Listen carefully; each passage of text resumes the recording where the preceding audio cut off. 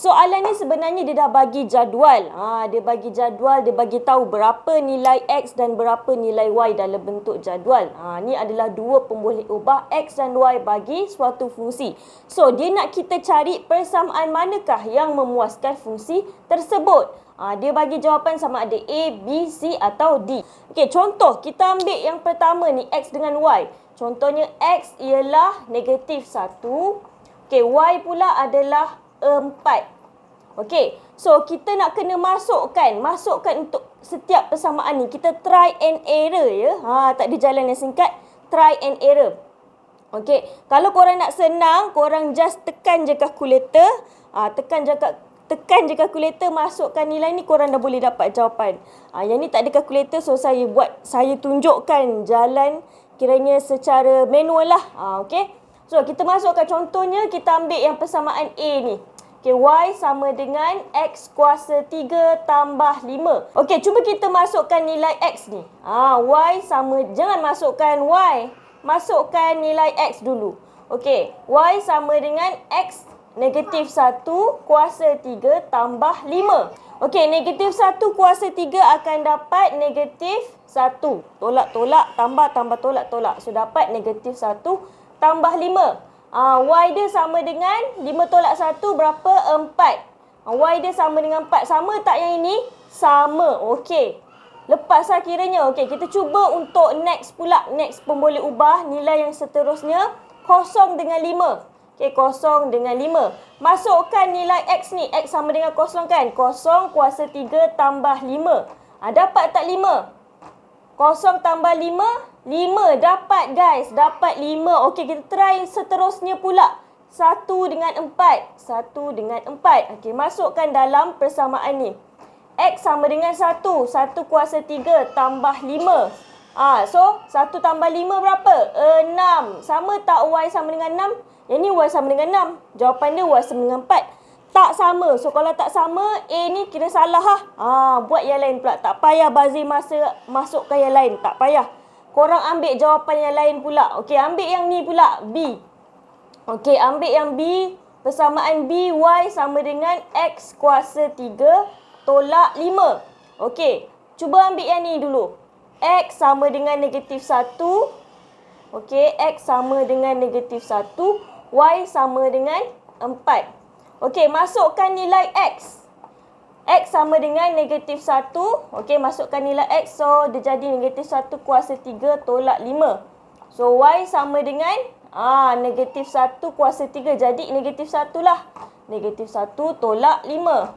So, dia jadi negatif 6. Negatif 6 guys. Sama tak dengan ni? Ini jawapan dia 4.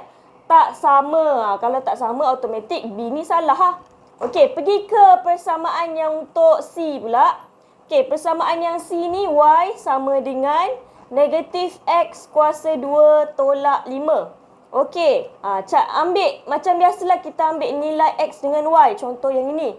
X negatif 1, Y 4.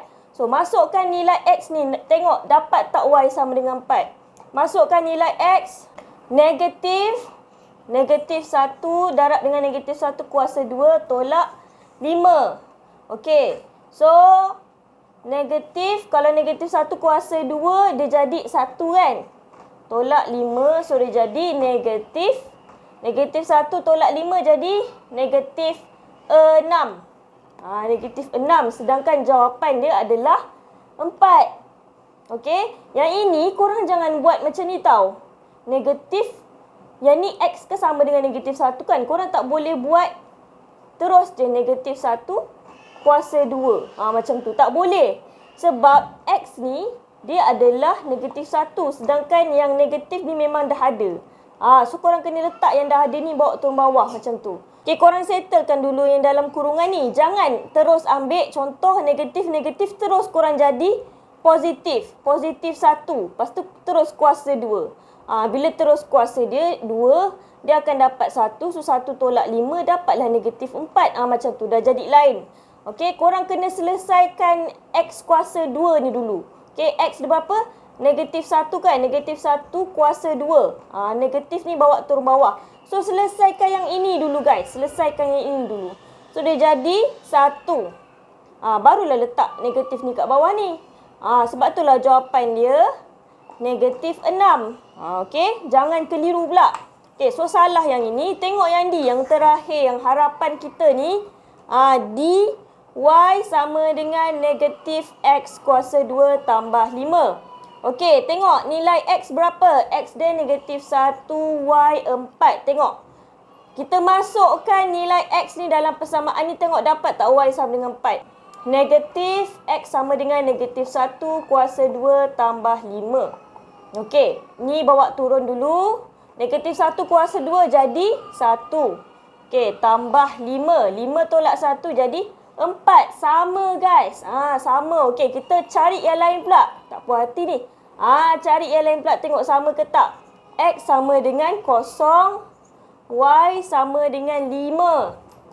Okey, masukkan nilai X tu sama tak dapat Y sama dengan 5. Okey, negatif 0 kuasa 2, okey, tambah 5. So, kalau 0 kuasa 2, kosong lah. Dia jadi negatif 0. Negatif 0 ke positif 0 ke? Jawapan dia memang kosong. Memang kosong. So, jawapan dia adalah 5. Y sama dengan 5. Sama guys. Okey, cari yang lain pula. 1X1, Y4. X1, Y4. Okey, masukkan nilai X tu ke dalam persamaan ni.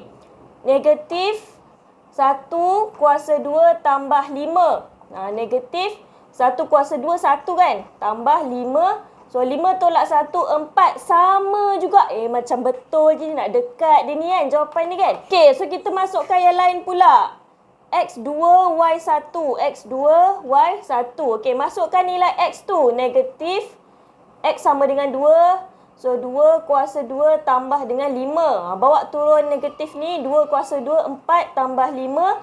So, positif 5 dengan negatif 4. 5 tolak 4 jadi 1. Sama. Okey, last 3.